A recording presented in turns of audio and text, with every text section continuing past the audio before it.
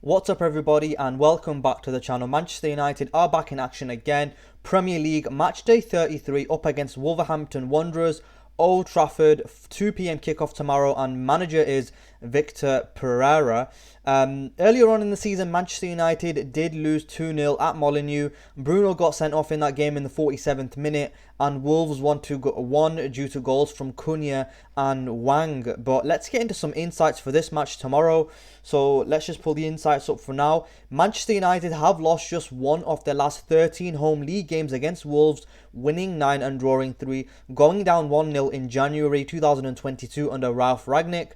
Following their 2-0 win on Boxing Day, Wolves are looking to complete their first league double over Manchester United since 1979-1980, and Manchester United have won all 4 of their home league games played on Easter Sunday by an aggregate score of 9-1. Meanwhile, this is Wolves' first ever league match played on the day, and Manchester United have lost 14 league games this season, equaling their total from last season, last losing more league games in 1989-90 with 16 on 38 points, and with 6 games to go, they are guaranteed their lowest points total in the Premier League era, even if they end the season on a 6-game winning run with 58 in their 2021-22, their current lowest. And Wolves have won their last 4 Premier League games, their best top flight winning run since January 1972. They had a longer winning streak in the top division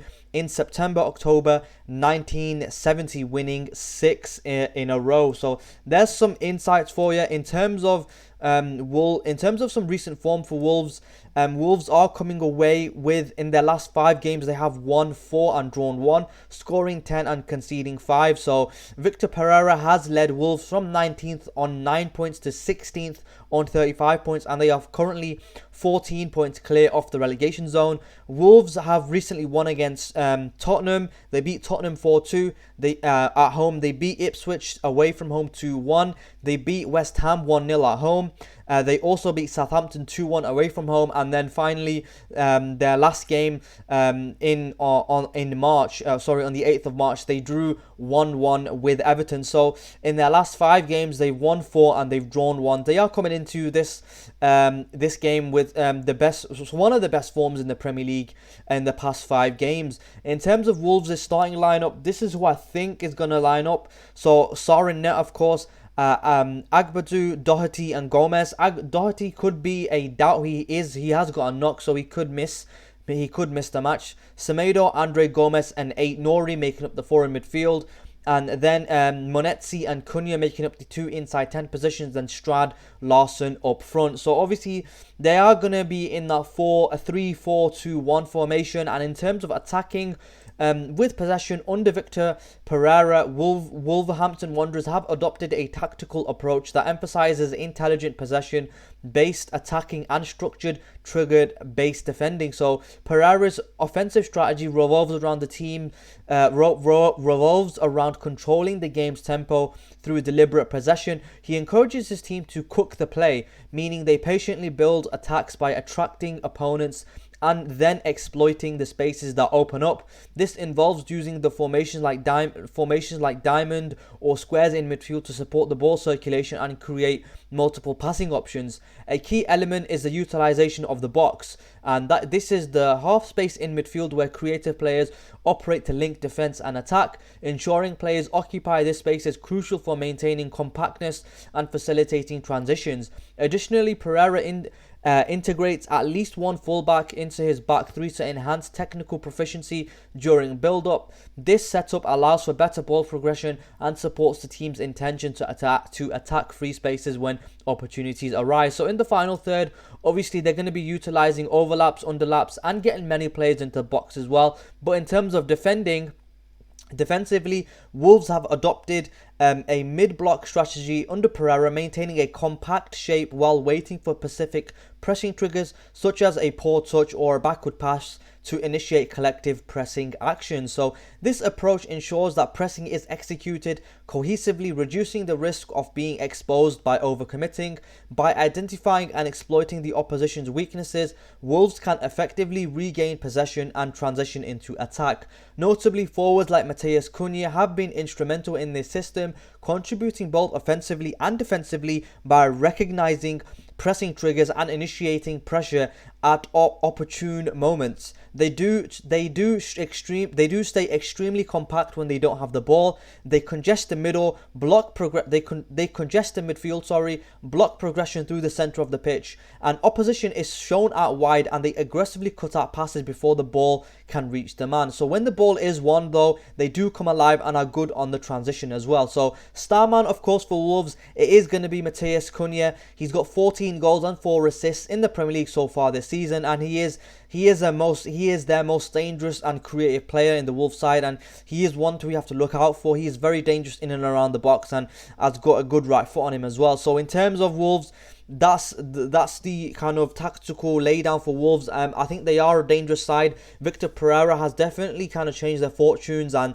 they are looking good. Obviously coming away with a 4-2 win against Tottenham in their recent match. But you know, defensively they've improved, and offensively they have improved as well, and they are out of the relegation zone as well. When he took over, they were 19th. So he's done some good work there. In terms of Manchester United, let's speak about United. Manchester United, of course, are coming away with a 5-4 win against Lyon in the Europa League quarterfinals, but before that we did lose 2-4-1 against Newcastle.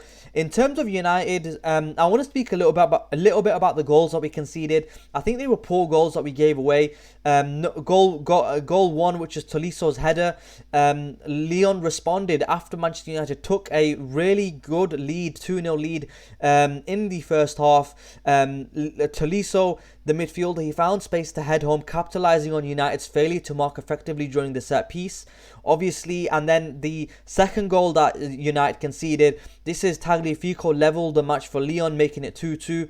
And he benefited from United's disorganised defence. The goal stemmed from a sequence where United's backline failed to clear the ball effectively, and Tagliafico was left unmarked to finish the opportunity. And this highlighted a lapse in defensive concentration and communication. Fofana, in my opinion, beats Dalot too easily to put in a cross to Maitland-Niles on the other side. He then flashes it across the box, and Tagliafico is there to put it away. And then Cherki gets a goal in extra time. It's so poor by United to be giving away 2 goals in extra time after they have a man advantage as well. In extra time, Ryan Cherki scored to give Lyon a 3-2 lead. The goal resulted from United's inability to track Cherki's run, allowing him to receive the ball in a dangerous area and convert. The midfield failed to provide adequate cover, exposing the backline, and in my opinion, Yoro and Dalot both took a step out, leaving their positions, and that leaves Fofana to run at the Manchester United defence at will, basically. And then finally, the fourth goal United conceded was a penalty.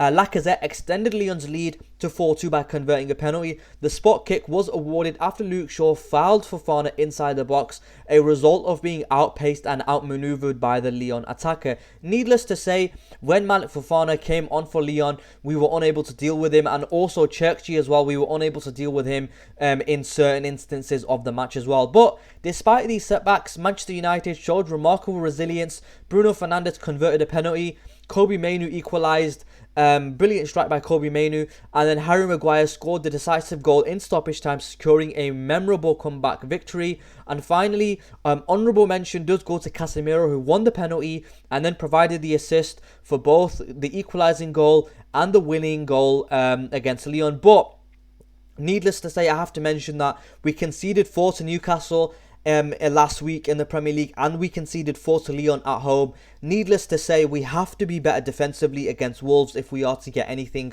from this game. So in terms of Manchester United's team news, Martinez, Diallo, Evans, De Ligt, Xerxes and Collier are all out still. In terms of United's 11, I have gone for a not heavily rotated, but is a little bit rotated 11.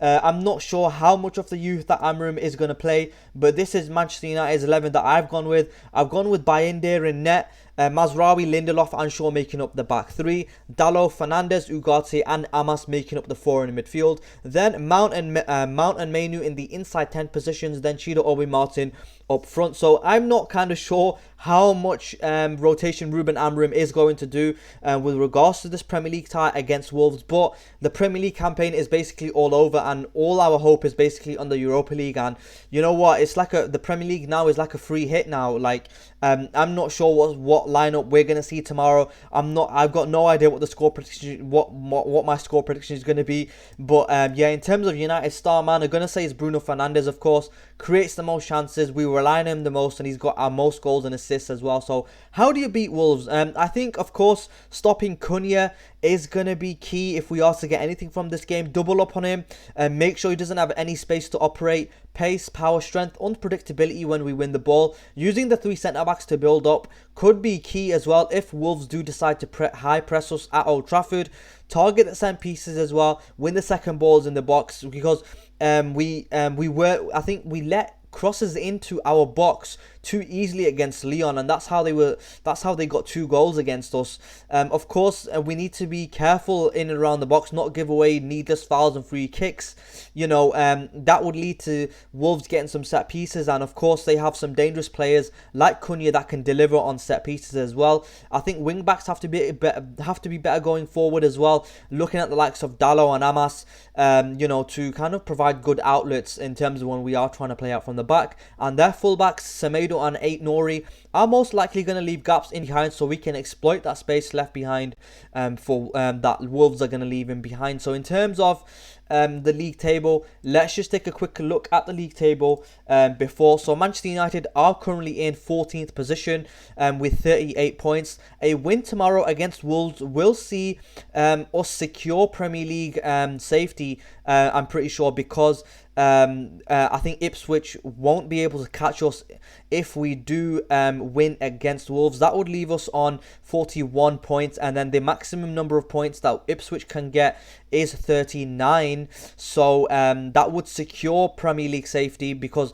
if Ipswich do win all the remaining games, they would be on 39 points, but we're going to be on 41 points if we do win against Wolves. So of course, you know, the Premier League is a little bit of a free hit. I'm not sure how it's going to go tomorrow. I'm not sure what the lineup is going to be. I've got no idea what I'm expecting tomorrow, but it is what it is. You know, we're going to see how kind of we'll just have to wait and see basically tomorrow.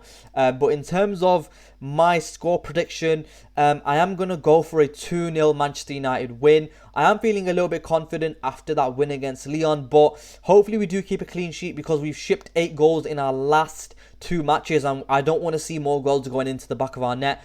So I'm going to go with a 2-0 Manchester United win. I'm going for Bruno Fernandes to score 1, and then I'm going to go for Bruno Fernandes to score both the goals as well. So hopefully we do get the win. Hopefully we do come away with all 3 points and build some momentum up for the Europa League. Anyway, if you enjoyed this video, leave a like, comment and subscribe, and I'll catch you after the match.